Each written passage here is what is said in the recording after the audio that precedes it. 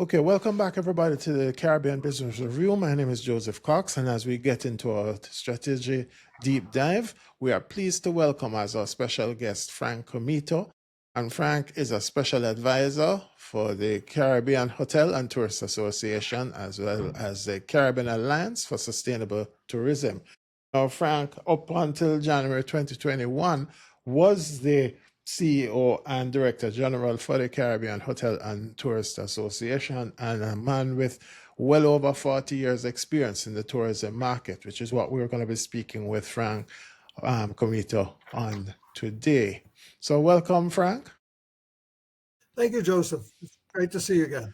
Indeed, my friend. Good to see you as well. Now, Frank, we have a lot of material to go through, and of course, with these things, never enough time. And the question I want to start with is, given what we have seen in the international markets now, there is of course a reported softening in the U.S. market. Their inbound travel is down double digit. We have seen uncertainties where, for example, Jamaica and Bahamas have been indicating that they have had some challenges in terms of visitor arrivals, at least in the first quarter of this year. And basically, I suppose the question really is, with the global economic headwinds and potential trade and, of course, travel barriers, because now we hear a number of persons from a number of countries that are banned from entering into the United States, for example. How prepared are we, and how concerned should we be about what obtains now? Well, we've been monitoring this very closely, Joseph, and we're actually not seeing in the aggregate, collectively, the Caribbean, we're not seeing a tremendous drop in U.S. travel into the region. Slight decline. We're seeing an uptick by Canadians coming into the region and booking to come into the region by Europeans. It's probably pretty steady, but we expect to see some increases with travel into the region from Europe. Latin America has gone up considerably over the past couple of months this year. So while we're seeing a few areas that we've got to continue to monitor, we're not seeing any massive drop of U.S. travel into the region right now. Okay. Now that also has to be looked at in the context. 2014 was a matching year. We just about reached, as a region, and most jurisdictions exceeded their peak year tourism arrivals performance of 2019. So we had fully recovered from the pandemic. And we're seeing strong indications that 2025 will continue in that pattern. No, well, that's excellent news. But then when you look at what's going on, because at the same time, we do have, and there's been a long-standing issue in the region about our travel costs, with the travel taxes, etc. And that's one aspect of the debate. But the other aspect of it would now include countries like the Bahamas, Jamaica, the Belize, and Barbados, for example, already putting on in place a cruise tax. So in the one sense, we are arguing that the travel taxes are too high, but at the same time, we are not being impacted in spite of what's going on in the geopolitical space. So which is it? What is the issue? Well, I think you got to look at it separately. The cruise industry's dynamics are different from the stopover or hotel and overnight accommodations segment of tourism. We have not seen any tremendous pushback based on rates, possibly because the cost of airline tickets has not accelerated in the past couple of months. In fact, we're seeing some reduction in the cost of airlines as the cost of air fuel has become lower as well. But historically, the issue of high taxes and fees on air travel in the region has been a detriment to enhance greater travel, particularly intra-Caribbean travel. Yeah, but you see, Frank, here is a challenge that I'm facing. Not to my certain memory and knowledge, Barbados, and a couple of, I think it was another country, Antigua. possibly Antigua, right? Yeah. That they had reduced their travel taxes some years ago for a short period of time. I think it was 6 months, 6 months period. Right. But there was no appreciable movement. The market just didn't respond. So are we backing up the wrong tree? What is the issue? Well, and that occurred during a very difficult period of time. I believe that occurred about 4 years ago when we Mm, were in the pandemic as well. okay, yeah, okay, So, fair enough. Fair. I mean, I think that's a fair enough look at it. But at the same time, what we need to do when we do these kinds of things, and it's happening right now, I believe, with St. Lucia and Barbados, where the private sector and the public sector get together and coordinate their marketing and their packages, value-oriented packages. Stay 3 nights, get a night for free, or whatever, that kind of thing. So those kinds of things need to occur to complement that. And I know there are some hotels, particularly in St. Lucia, that are with the tourism boards around. Okay. No, but then, Frank, if we're looking at that and we're going down that road, as it were, the joint does not now introduce, which is another aspect of the conversation, the whole issue of tourism dollar retention, the retention rates, because at the same Right. time, I mean, and just for context, um, I believe the Dominican Republic is the highest, has the highest retention rate in the region at roughly 50 cents to the dollar. Jamaica is 40.8 cents, and others will be around, going in that continuum downwards. But I'm wondering, because here we have a situation where, as you quite you just suggested that, for example, in St. Lucia, there is this collaboration with the hotels, etc., etc. But Frank, when we're looking at the tourism, when we're looking at retention issues, you're looking at external issues, you're looking at internal issues, and you're also looking at what we call invisible leakages. The external being out of the hotels, etc., they are owned over by Yeah. overseas things. Also, the airline money is being tickets are purchased overseas, Sure. etc. No, and those And so those are it goes those are on. those are absolutely valid points. Now Right. let's take the DR and Jamaica as examples, since you mentioned them. Okay. The ability to produce, I believe, the Dominican Republic, when I asked this question in the DR a couple of years ago, they indicated that over 80% of their inputs, their product inputs, Mhm. come from within the country. They have the ability. They have a much more diverse economy. They have an agricultural sector that's very strong. So their inputs can a lot. They can draw on a lot of local inputs.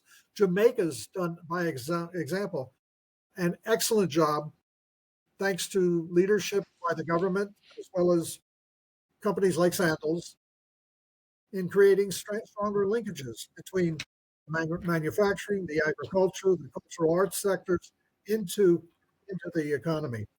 CHTA, Caribbean Hotel and Tourism Association, last year established a linkages committee, and Mhm. we're actually working on a number of initiatives right now to improve the strength of our connectivity.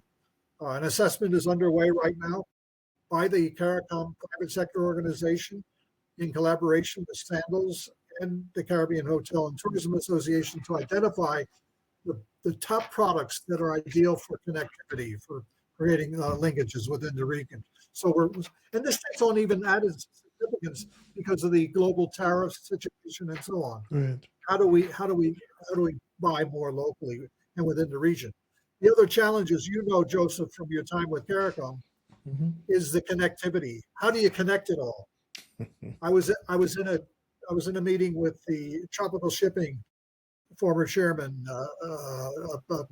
last last week, and we discussed what needs to occur. He had told me that they have done an assessment with their shipping company as well as all of the shipping companies in the Caribbean, the ship within the Caribbean, to show the mapping of connectivity and the Right. scheduling and so on. So I asked him, I said, so since we have the ability with some mapping and connectivity, what has to happen? He says, well, there has to be coordination of that. He said the other obstacle is how port fees are assessed on intra-Caribbean shipments. He used an example of a couple of baskets that he could ship to Barbados from Jamaica. If he did that, he has to ship a full container load in order to he's going to be taxed on the you know the matter. He's going to be taxed on the fee for the full container load, whether or not it's full or not. Yeah. Well, that doesn't make economic sense. So there's some policy kinds of issues that we could collectively address to improve linkages as well. And then it's just rolling out our strengths through an assessment, which the CARICOM Private Sector Organization is doing right now. Mm-hmm. No, but you say, all right, fine, I hear you on that. But you say, strengthening the local linkages, right? That's not an easy scenario. And I'm going to say, share my thoughts, guide me where I'm wrong. Sure. No, you've been in the game, so I know it. A number of the hotels, a number of the properties are owned, but they are part of international chains. All right. Now, where that is concerned, their procurement is more than likely centralized. So therefore, you have to be able to, for example, in terms of bed linen, for argument's sake, you have to be able to meet those international standards in terms of quality, supplies, etc., etc., etc. Availability. Exactly. Sure. Similarly, in terms of our agricultural produce, do we produce sufficiently at scale to really make a serious dent in those markets? Can we really get through those international procurement hurdles for where we are now? We have to continue to improve in those areas. I mean, the standards are absolutely essential. I remember in the Bahamas when I was there years ago, we tried to encourage greater use by the industry of agricultural products. And there aren't many in the Bahamas, but there are enough. There was certainly enough. We basically did an assessment. We identified all the product lines that were available, what time of the year were they available, what was their quality level, and we were able to then, how do I get them? It's not just that, how do you access them as well in a timely manner? Because particularly when you're dealing with perishables, it's got to be timely. So with that, we were able to create, and they did a similar thing in St. Lucia, by the way. We were able to create a network. We were able to advise with the suppliers and the purchasers, hotels and restaurants. Right. We were able to communicate on a weekly basis what products would be available, when, how, and in general, what price levels. And the quality had to be in there as well. Otherwise, they wouldn't buy it. Of course. So the communications and the coordination has to occur in a much more effective way as well. And that's why organized efforts to improve linkages, like they did in Jamaica over the years, they've been working on that for probably 20 years, has yielded significant results. What was the example? Years ago, you had to buy all your strawberries from the United States, from Florida. Right. Today, because of the activity, this is my demand, this is what I need. As the hotel would say, this is what I need, and this is what I need them, and how many I need. Able to talk to the farmers and say, hey, we need strawberries. Well, today, a lot of your strawberries in Jamaica are becoming Jamaica produced. So, that's true. It's not easy. No, it's certainly not easy. But you see, part of the additional part of the challenge that I want to put on the table is that you are looking at scenarios whereby not only you're looking at trying to put your local persons, your local producers or suppliers into the chains, but the fact of life is that you also have the situation whereby a lot of the money for the hotel rooms, for example, all inclusives, they are booked overseas. Well, it depends on the airline package and the hotel and airline package and so on. So a lot of that money never actually comes to local. And I'm going to say this as callously as it might sound. That's the global environment we live in. Quite so. At the same time, At the same time, it presents opportunity. You have tour operators in the Caribbean that have Mhm. gotten into the game, and the retention is with those tour operators in the Caribbean. So we've seen some successes in those areas. I believe it's Sun Tour out of Barbados. They operate probably 7 countries or so in the Caribbean now. Started out as a operation a number of years ago. They've expanded. They're doing a lot of, and it's all locally sourced, locally generated, and so on. Right. They Right. still have to pay the airlines. They still pay the change what they book. That's the global economic environment we live in. No, I appreciate the point.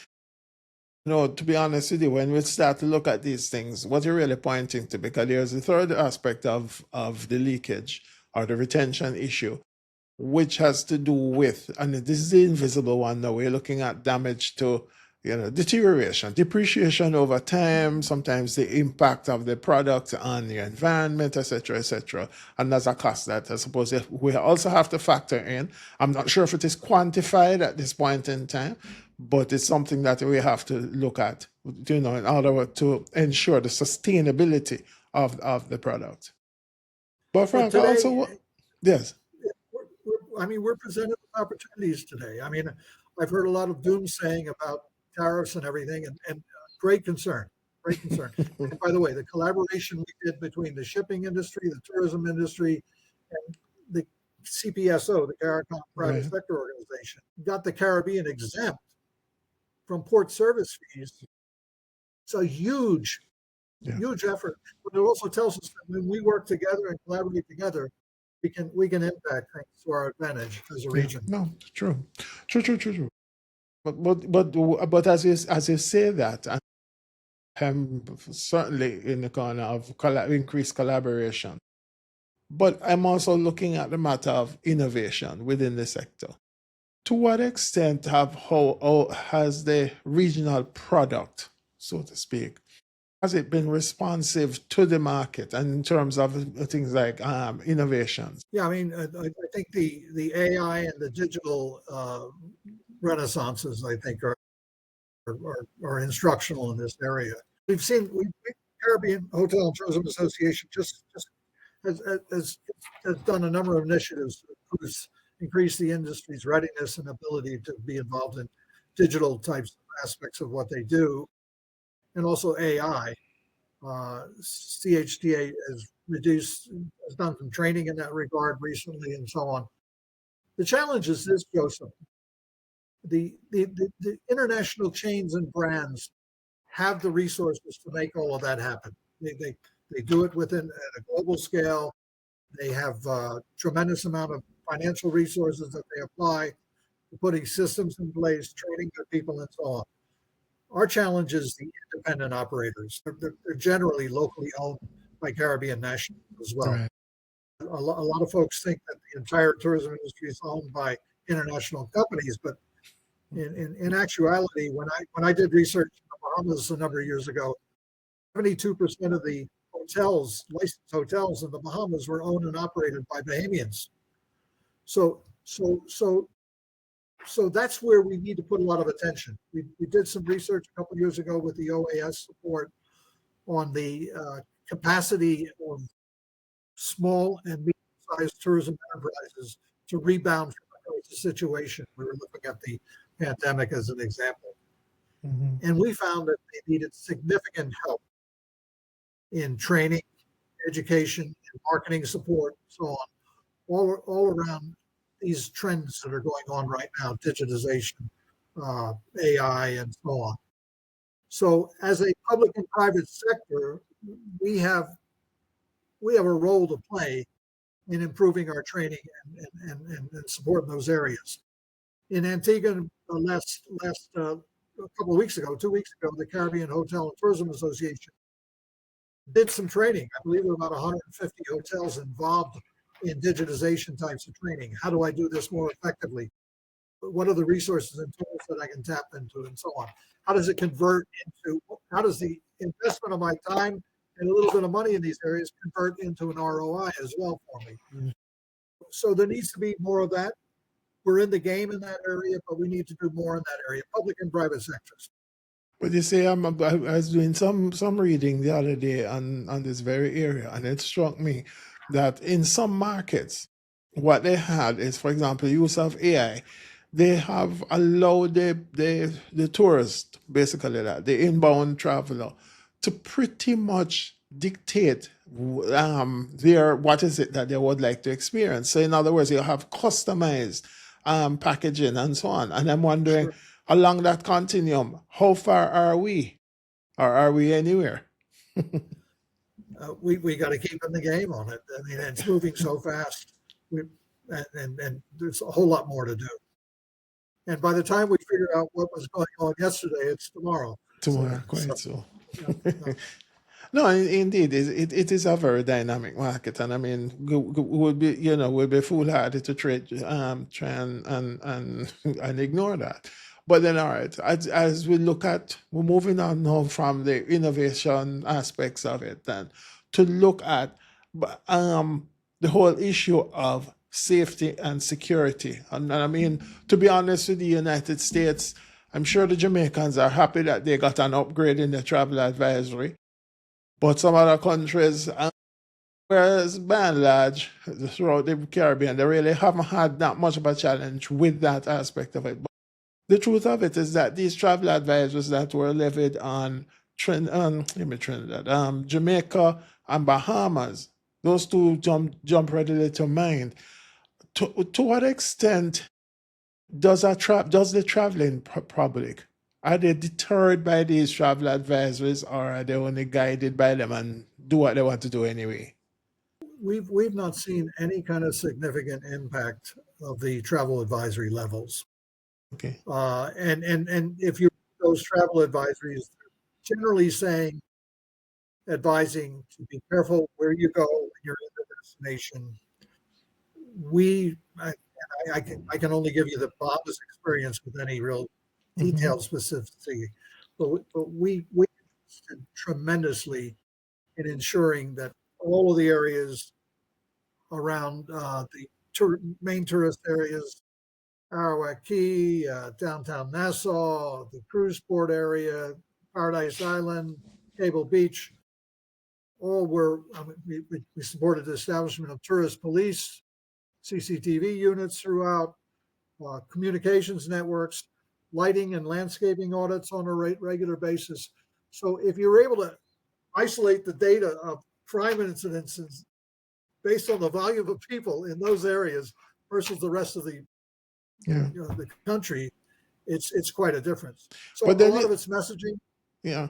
No, but they say, Frank, but then now is where I'm confused, because I do recall when both countries got the levels that they had, which was what, three, if my memory serves me right. Um, That's right. there was big hue and cry and how damaging it will be to the product, etc., etc.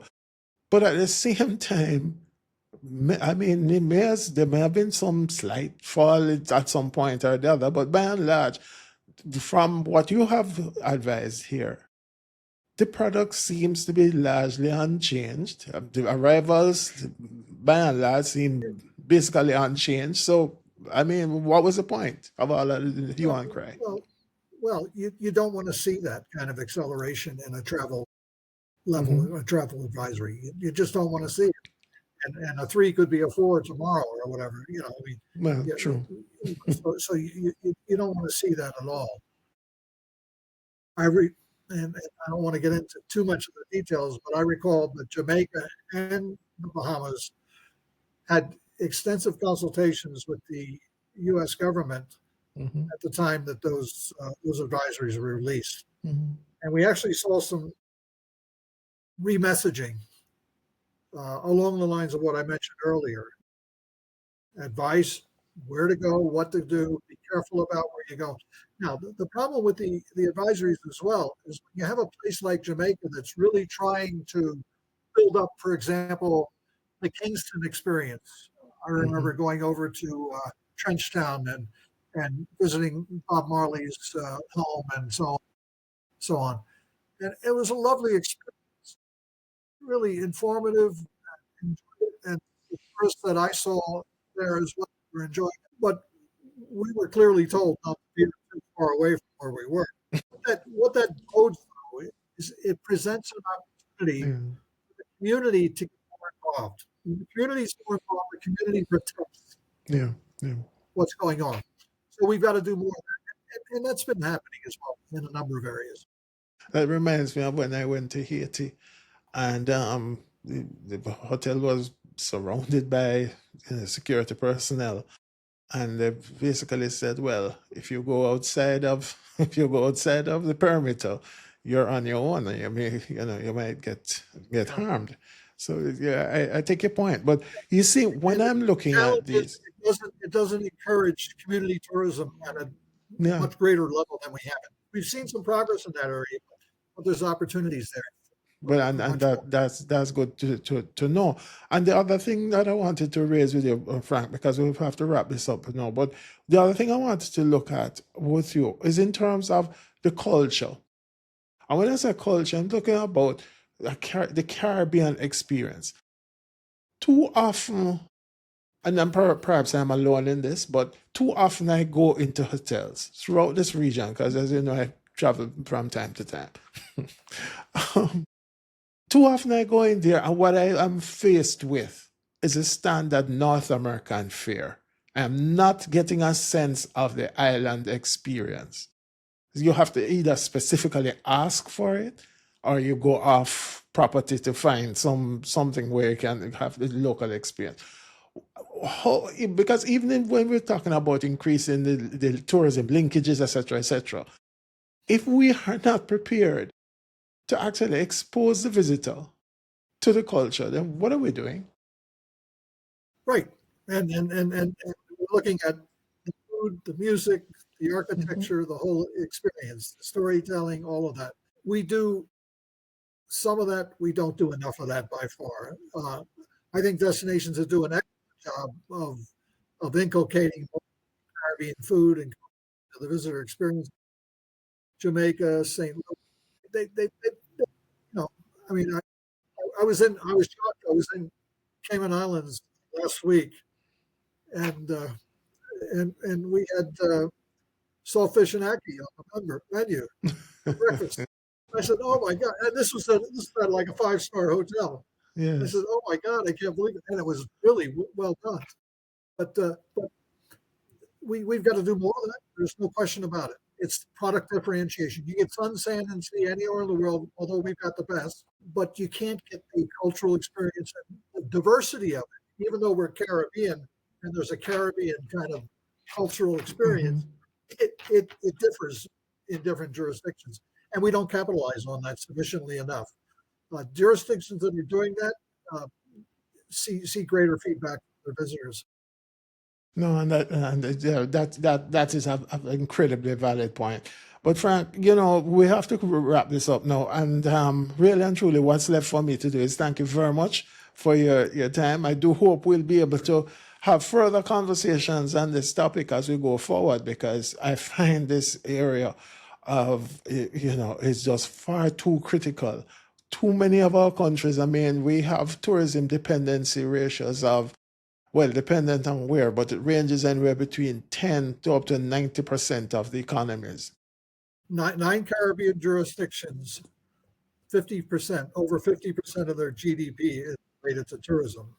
Put it real Exactly. simplified way, if you took tourism out of it, I'd take 50 cents plus out of your pocket. Would you like that? I don't think we would. I don't think so at all. Frank Comito, thank you so much, my brother, for sharing your thoughts with us today. Really appreciate it. And Frank, we do hope that we'll be able to have this further conversations with you on these things as we go forward. So thank you very much. Thank you, Joseph. All right, good.